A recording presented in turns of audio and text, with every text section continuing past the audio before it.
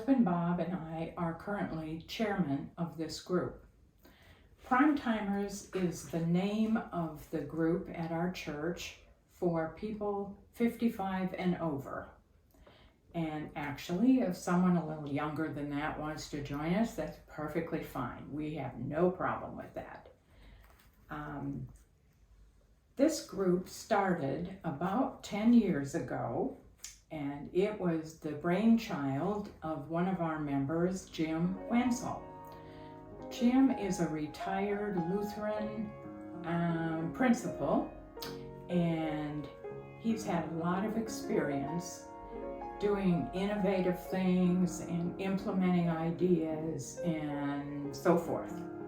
Well, one day he came up with the idea of a group for people who were over 55 and went to our pastor and said, "Hey, I think we need a group like this at our church."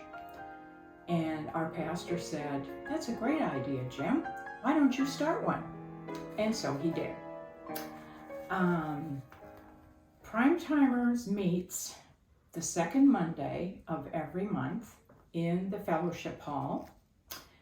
Meetings start at 12 noon.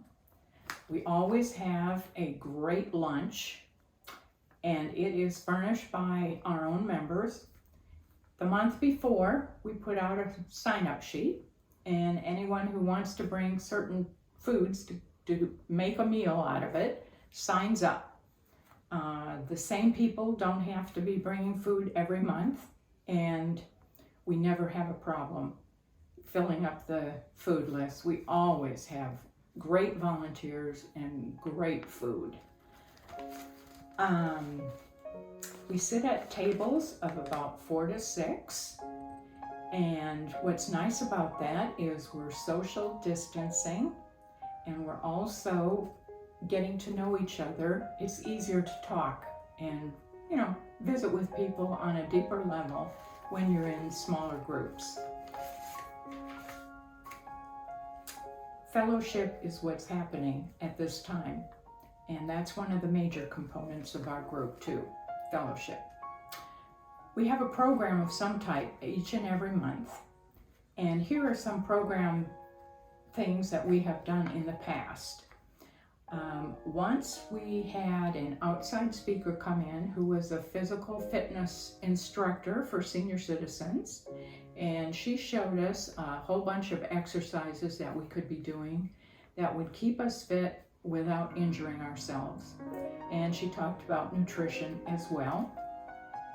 Another time we had a scientist who specialized in eyes, an ophthalmology type specialist, and he came in and talked to us about things like macular degeneration, cataracts, and what we could be doing to save our eyes, keep them healthy. Another time we had a field trip to the Mary Kay Museum and a facility. That was very interesting.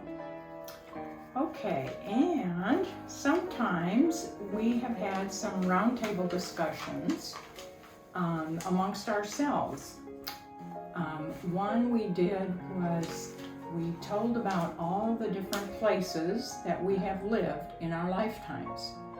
Actually, this one was one of my favorites because I realized that I had a lot in common with an awful lot of people at the end of that one.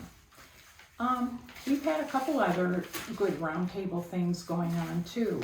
For example, sometimes we have just told our own stories if people have felt like they wanted to.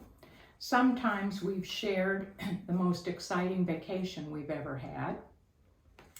All of our ideas for these programs come from our group and or the committee within the group. We also have a short business meeting each and every month. In December, we decide how we're going to allocate our funds that we have collected through our basket offerings throughout the year. In the past, we have used some of this money to buy angel tree gifts for foster children. We have given money to Many Hands Homeless Ministry, which Rejoice participates in as well. We have a committee that sends out get well and sympathy cards to our group members as needed. By getting to know each other, we are better able to learn about each other's needs and to share both our burdens and our joys and to lean on each other when the time comes. As you have probably heard, our congregation is now participating in a LEAD, L-E-A-D journey.